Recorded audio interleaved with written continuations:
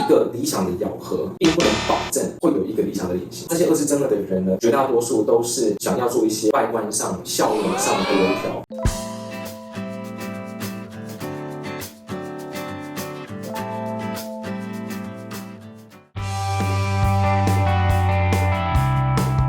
首先，增颚手术现在目前来讲是一个相当成熟的一个手术绝大多数需要做增颚手术的人不外乎是要改善他的咬合跟脸型。大部分的患者进行第一次增颚手术之后呢，都能够有效的改善咬合的问题。那会考虑做第二次增颚手术的人，通常不太是因为有咬合的问题，通常都是因为他想脸型做一些调整。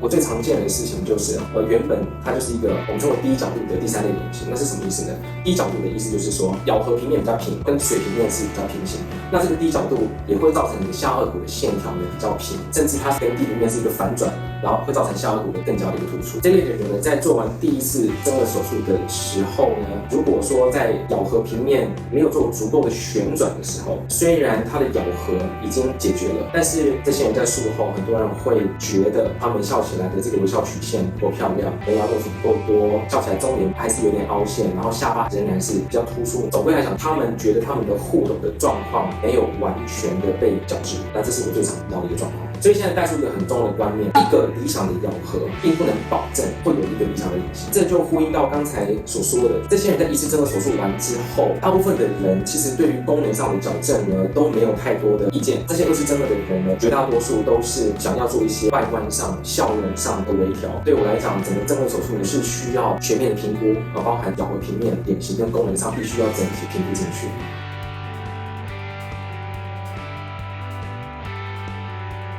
我们从发育学去切入，当上颚骨跟下颚发生异常关系的生长的时候呢，通常它的问题都是上颚骨会负一部分责任，下颚骨会负一部分责任。不管你要讲一个开咬，或是你要讲歪斜，或是你要讲下颚后缩、上颚前凸，通常它都是一个上下颚相对关系出的一个问题。它要让咬合的问题在生理的代偿上面，让你的咀嚼功能受到的影响程度最小。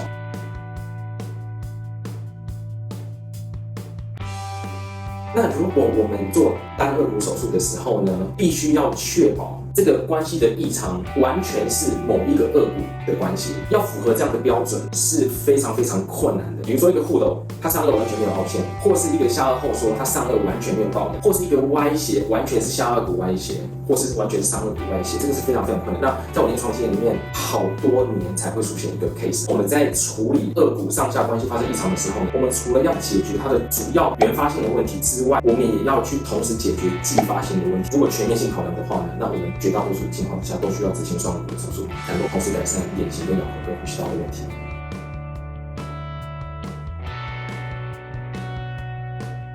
我们把它分成两类，第一类是三类脸型，低角度的人。有些人他基于某种理由，他在第一次手术的时候呢，确实纯粹从功能考量的话，他做了一个单颌骨手术，但是他角度很平，他单颌骨手术进来之后，他的咬合已经解决了，但是他的中脸的凹陷以及他的下颚突出因为角度并没有得到旋转，因为上颚骨没有动嘛，单颌骨手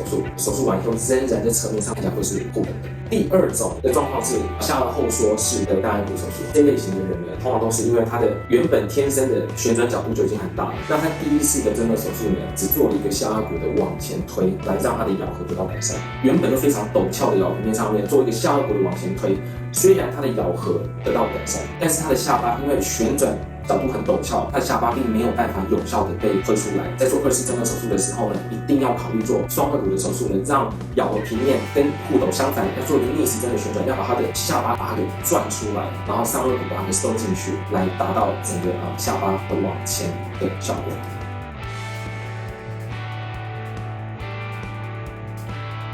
最常见就是第一次弄完因为仍然是护斗，这些人就是说会有些仍然是中脸凹陷的问题，然后下巴仍然是过长。如果真的不想要再做第二次增颚手术的话呢，当然有一些延时性的疗法，我们可以利用植入物来去填补中脸的凹陷。对下巴的过长的话呢，我们可以做下巴的缩短型的截骨手术，但甚至搭配下颚骨、小骨来掩饰仍然是护斗跟中脸凹陷的问题。对于第一次增颚手术完下巴仍然是后缩的患者的话呢，通常这些人呢不只是下巴后缩，他可能下颚线条比较容易看起来跟脖子连在一起，可以利用植入物的技术呢，把下颚颌骨线条给做出来，以区隔下颌骨以及脖子有个下颌线条从 jawline， 以及我们可以考虑用截骨手术或是用下巴手术来弥补第一次这种手术没有把下巴推得够往前的缺点。当然，以上讲的都只是一个我们作为掩饰性的治疗，需要二次正颌手术的人，其实我们在临床上有明显的看到他可以再透过二次正颌手术来矫正它根源性的一个问题了。我们还是鼓励跟建议患者直接进行二次正颌手术，实在是不考虑的患者呢，我们才会建议他做掩饰性的治疗。